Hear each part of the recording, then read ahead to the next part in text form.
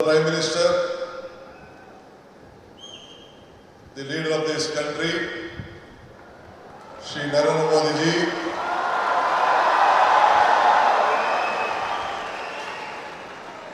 His Excellency, our Governor of Karnataka, Tawarchand Gehlot ji, His Holiness, Ramakrishna Maಠದ Belur ಕೇಂದ್ರದ ಅಧ್ಯಕ್ಷರಾದಂಥ ಪರಮ ಪೂಜ್ಯ ಶ್ರೀ ಶ್ರೀ ಸ್ವಾಮಿ ಗೌತಾನಂದ ಮಹಾರಾಜ್, ನಿಮ್ಮೆಲ್ಲರಿಗೂ ನಮಸ್ಕಾರಗಳು. ರಾಮಕೃಷ್ಣ ಮಠದ ಟ್ರಸ್ಟಿ ಪೂಜ್ಯ ಶ್ರೀ ಸೂರ್ಯ ಮುಕ್ತಾನಂದ ಮಹಾರಾಜ್ಗೂ ಕೂಡ ನನ್ನ ನಮಸ್ಕಾರಗಳು. ನಮ್ಮ ಈ ಭಾಗದ ಸಂಸತ್ ಸದಸ್ಯರು, ನನ್ನ ಮಿತ್ರರಾದಂಥ ಯದುವೀರ್ ಕೃಷ್ಣದತ್ತ ಜಾಮರಾಜ ಒಡೆಯರವರೇ, ಮತ್ತೊಬ್ಬ ಶಾಸಕ ಮಿತ್ರರು, ಬಿಜೆಪಿಯ ಪಕ್ಷದ ಅಧ್ಯಕ್ಷರಾದಂಥ ಮಿತ್ರ ಬಿ.ವೈ. ವಿಜೇಂದ್ರರವರೇ, ಈ ಕ್ಷೇತ್ರದ ಜನಪ್ರಿಯ ಶಾಸಕರಾದಂಥ ಹರೀಶ್ ಗೌಡ್ರೆ,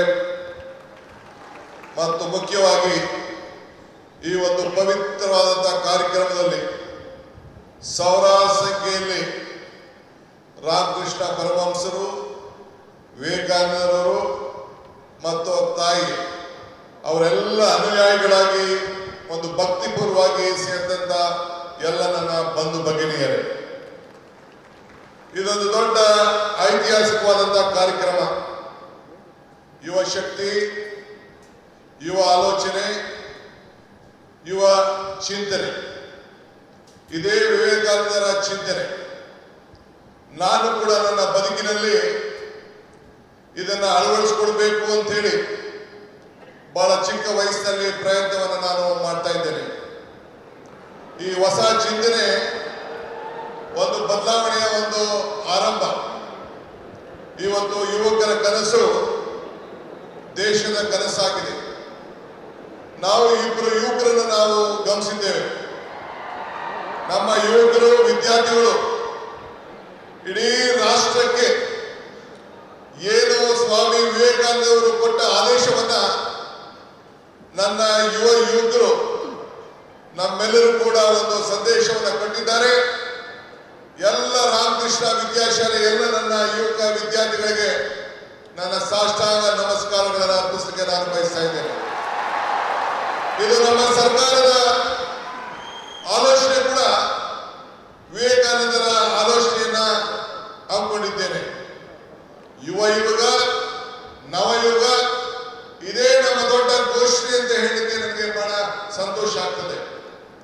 ಇವತ್ತು ನಾವೆಲ್ಲ ಸೇರಿ ಒಂದು ಟೀಮ್ ಕರ್ನಾಟಕ ಆಗಿ ಕರ್ನಾಟಕದ ಅಭಿವೃದ್ಧಿಗೆ ಇಡೀ ವಿಶ್ವ ಕರ್ನಾಟಕವನ್ನ ಗಮನಿಸ್ತಾ ಇದೆ. ಈ ಹಿನ್ನೆಲೆಯಲ್ಲಿ 10,000 ಯುವ ಸಂಘಟನೆಗಳು ಒಟ್ಟಾಗಬೇಕು.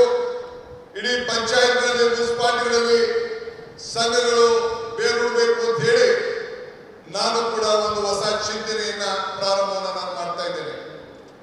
ಹಳ್ಳಿಗಳಲ್ಲಿ, ನಗರಗಳಲ್ಲಿ ನಮ್ಮ ಯುವ ಶಕ್ತಿಯನ್ನು ನಾವು ಸರಿಯಾದ ರೀತಿ ಬಳಸಿಕೊಂಡು ಸಾಂಸ್ಕೃತಿಕ ಕ್ರೀಡೆ, ನಾಟಕ ಇವೆಲ್ಲ ಕೂಡ ಅಳವಡಿಸಿಕೊಳ್ಳಿಕ್ಕೆ ಅನೇಕ ಕಾರ್ಯಕ್ರಮಗಳನ್ನು ಇವತ್ತೆಲ್ಲ ನಾವು ರೂಪಿಸಿಕೊಂಡು ಬಂದಿದ್ದೇವೆ.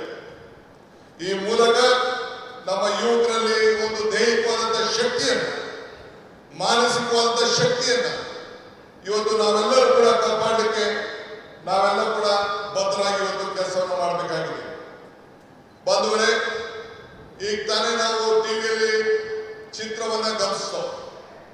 ಮೈಸೂರಿನ ಇತಿಹಾಸ ವಿಶ್ವದ ಇತಿಹಾಸ. ಮೈಸೂರಿನಿಂದ ಇವತ್ತು ಸ್ವಾಮಿ ವಿವೇಕಾನಂದರವರು 1893ರಲ್ಲಿ ಇಲ್ಲಿಂದ ಹೆಜ್ಜೆ ಹಾಕಿ ಆವತ್ತಿನ ಕಾಲದಲ್ಲಿ ಒಡೆಯರು, ಮಹಾರಾಜರು ಏನೋ ಅವರಿಗೆ ಕೊಟ್ಟಂತ ಪ್ರೋತ್ಸಾಹದಿಂದ ವಿಶ್ವಕ್ಕೆ ಹೋಗಿ ಮೈ ಬ್ರದರ್ಸ್ ಅಂಡ್ ಸಿಸ್ಟರ್ಸ್ ಅಂತ ಏನು ಭಾಷಣವನ್ನು ಮಾಡಿದ್ರು, ಇಡೀ ವಿಶ್ವದ ಗಮನವನ್ನ ಈ ಭೂಮಿಯಿಂದ ಸೆಳೆಯಲಿಕ್ಕೆ ಒಂದು ದೊಡ್ಡ ಶಕ್ತಿಯನ್ನು ಕೊಟ್ಟರು.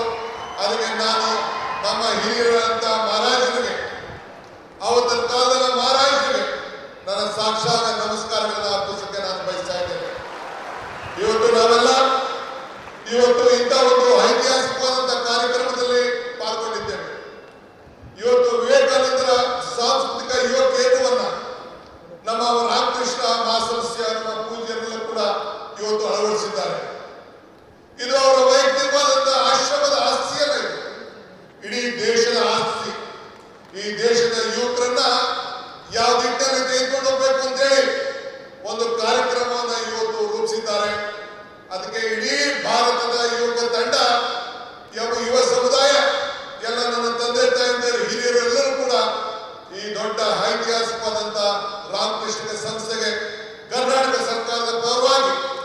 ನಿಮ್ಮೆಲ್ಲರ ಪ್ರತಿನಿಧಿಯಾಗಿ ಅವ್ರಿಗೊಂದು ಸಾಕ್ಷಾತ್ ನಮಸ್ಕಾರಗಳು ಮತ್ತು ಅಭಿನಂದನೆ ಸಲ್ಲಿಸಲಿಕ್ಕೆ ನಾನು ಬಯಸ್ತಾ ಇದ್ದೇನೆ. ಇಡೀ ಸರ್ಕಾರ ಅವರ ಜೊತೆಯಲ್ಲಿ ನಿಂತ್ಕೊಳ್ತಾರೆ. ನಾನು ಈ ಸಂದರ್ಭದಲ್ಲಿ ಒಂದು ಮಾತನ್ನು ನನಗೆ ನೆನೆಸ್ಕೊಳ್ಳಿಕ್ಕೆ ನನಗೆ ಇಚ್ಛೆ ಪಡ್ತಾರೆ. ನಾನು ಅನೇಕ ಸಂದರ್ಭದಲ್ಲಿ ಮಾತಾಡ್ಕೊಂಡು ಬಂದಿದ್ದೇನೆ. ಪುರಂದರದಾಸರದ ಒಂದು ಮಾತು ನನಗೆ ಬರ್ತದೆ. ಇದು ಭಾಗ್ಯ, ಇದು ಭಾಗ್ಯ, ಇದು ಭಾಗ್ಯವಯ್ಯ, ಪದ್ಮನಾಭನ ಪಾದ ಭಜನೆ ಪರಮ ಸುಖವಯ್ಯ ಅಂತ ಹೇಳಿ. ಹಂಗೆ ಇವತ್ತು ನಾವು ನೀವೆಲ್ಲ ಸೇರಿ ಪ್ರಧಾನಮಂತ್ರಿಗಳು ಬಂದು ಉದ್ಘಾಟನೆ ಮಾಡುವಂತಹ ಕಾರ್ಯಕ್ರಮದಲ್ಲಿ ಈ ರಾಮಕೃಷ್ಣದ ಮಠದಲ್ಲಿ ಏನು ವಿವೇಕಾನಂದ ಸಾಂಸ್ಕೃತಿಕ ಕೇಂದ್ರದ ಕಾರ್ಯಕ್ರಮದಲ್ಲಿ ಪಾಲ್ಗೊಂಡಿದ್ದು ನಮ್ಮ ಭಾಗ್ಯ, ನಮ್ಮ ಭಾಗ್ಯ, ನಮ್ಮ ಭಾಗ್ಯ ಅಂತೇಳಿ ನಾನು ಭಾವಿಸ್ಕೊಂಡಿದ್ದೇನೆ.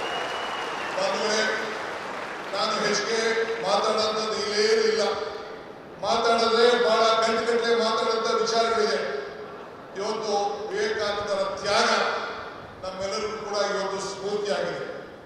ನಮ್ಮೆಲ್ಲರೂ ಕೂಡ ಅವರ ಶಕ್ತಿಯನ್ನು ನಾವು ಅಳವಡಿಸಿಕೊಳ್ತೇವೆ. ಇವತ್ತು today I am very proud my honourable prime minister is here for this great event. This is a historic event of this country. This is not the historic event of Mysore. This is the historic event of the youth movement of this country. I remember this saying of Swami Vivekananda. He said, "Be bold-hearted when you are defeated. Be large-hearted when you are victorious." Today, my Prime Minister is here. I am requesting him on behalf of the government of Karnataka and all of you. You should be very bold-hearted to help us, help Karnataka, save Karnataka, because the entire world is looking at India and Karnataka through Karnataka and Bangalore. So I request you, once I remember our Honorable Prime Minister, Atal Bihari Vajpayee, had come to Bangalore for the laying the foundation of the airport.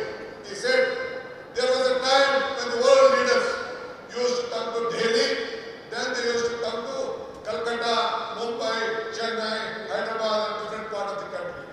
Now the situation has changed. This is when Mr. S.M. Krishna, a student of this institution, was the Chief Minister. He said that Mr. S.M. Krishna was the Chief Minister. Then he laid the foundation, Atal Bihari Vajpayee laid the foundation of the international court.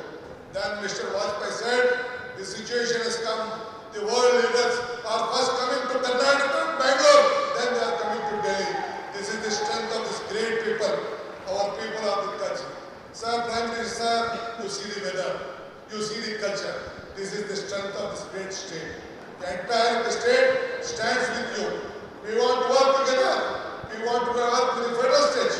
I appeal to you. Let us all work together. This is great.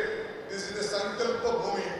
In this Bhumi, at the time when our Vivekananda traveled in the train in the east state, he was traveling in the ship along with Tataji.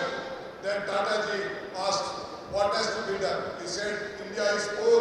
This has to be a science city. Then the Tataji asked Maharaja.